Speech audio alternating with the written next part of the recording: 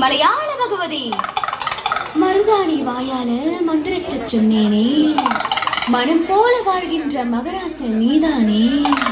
குருமேடு கோபுரமாய் தனரேகை தாராளமாய் ஜாதகத்தில் உள்ளதையா, சங்கடங்கள் இல்லையா.